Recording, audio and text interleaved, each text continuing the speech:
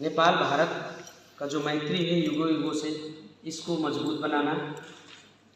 राजनीति कहीं भी जाए, क्योंकि राजनीतिक विवाद तो चलते रहते हैं एक देश और दूसरे देश के बीच में, लेकिन जो हमारे संबंध हैं वो हमेशा कायम रहते हैं।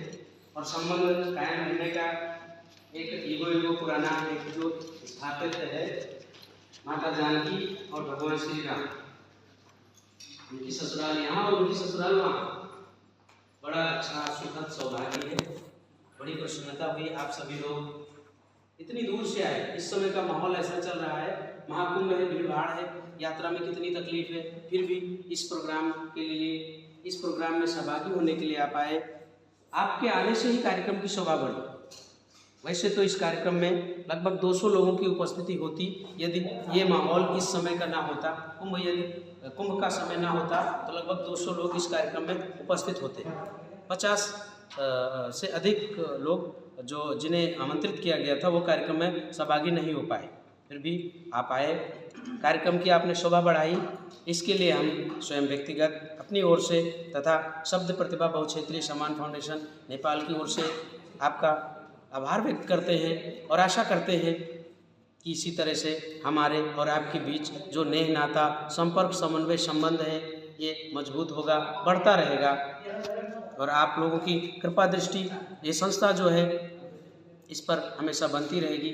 संस्था के अपने कई उद्देश्य हैं, जिसमें कुछ मुख्य उद्देश्य के बारे में हम आप सभी को जानकारी देना चाहते हैं। देवनागरी लिपि का संरक्षण, हिंदी भाषा साहित्य कला संस्कृति का विकास, हिंदी और नेपाली भाषा जो दो भाषाएं हैं इनको नेपाल भारत की मैत्री भाषा के रूप में विकास करना, नवोदित साहित्यकारों तथा अग्रज साहित्यकारों को प्रोत्साहित करने के लिए सम्मानित करना, विभिन्न ऑनलाइन ऑफलाइन कार्यक्रमों का आयोजन करना।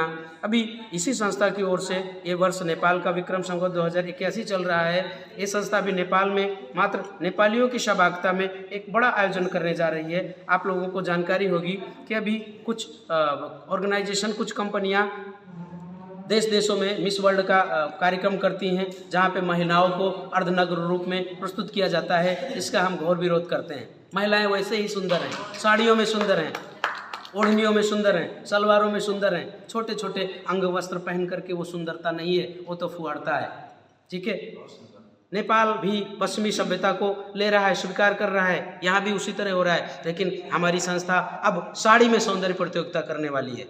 साड़ी में नारी प्रतियोगिता का नाम होगा साड़ी में नारी, जिसमें साड़ी में सुंदरता दिखेगी। और हमारी प्लानिंग बहुत बड़े स्तर पर है, जिसमें एक बहुत बड़ा प्रोग्राम करके, जिसमें नेपाल के मुख्यमंत्री अथवा प्रधानमंत्री को इनवाइट करके उनके माध्यम से इस तरह का प्रोग्राम किया जाए, कल्चरल विकास किया जाए। ऐसी ही हमारी ऑर्गेनिक कई ऐसी योजनाएं हैं। अभी एक जो हमारी साहित्यिक परिचय डायरेक्टरी है वो एक अपने आप में एक अनूठी और ऐतिहासिक डायरेक्टरी होगी, जिसमें हम प्रयास कर रहे हैं कि हजारों हजार जो साहित्यकार हैं वास्तव में जो अग्रज और नवोदित हैं उनका परिचय पब्लिश किया जाए, कम से कम एक पेज दिया जाए, मोटी 1000 पन्नों की। तो इस तरह बहुत सारी योजनाएं हैं। अब योजनाएं सफल कब होंगी? जब सभी का साथ और सहयोग मिलेगा। अकेले से संभव नहीं है। अकेले कभी कभी कुछ चीज़ें अकेले संभव होती हैं और कुछ चीज़ों के लिए साथ की आवश्यकता होती है। और अब बहुत लोग जा चुके हैं, आप लोग शायद रुकेंगे आज या फिर जाने की आपकी योजना होगी।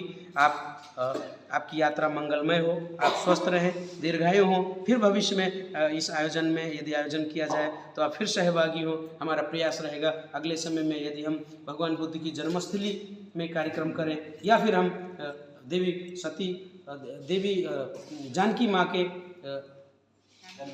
जन्मस्थल जनकपुर में कार्यक्रम करें तो वहाँ आप लोगों का कुछ आनंद और होगा। लेकिन आशा करता हूँ कि आप लोगों ने देवी सती के 51 शक्तिपीठों में से एक शक्तिपीठ है माँ बागेश्वरी शक्तिपीठ जरूर दर्शन किया होगा, क्योंकि एक मुख्य वहाँ का वो है प्रसिद्ध स्थल नेपालगंज का है। और पुनः फिर मैं आप सभी का आभार व्यक्त करता हूँ। आपकी यात्रा मंगलमय हो। इसी शब्दों के साथ में आज का कार्यक्रम समापन होने की घोषणा करता हूँ। धन्यवाद।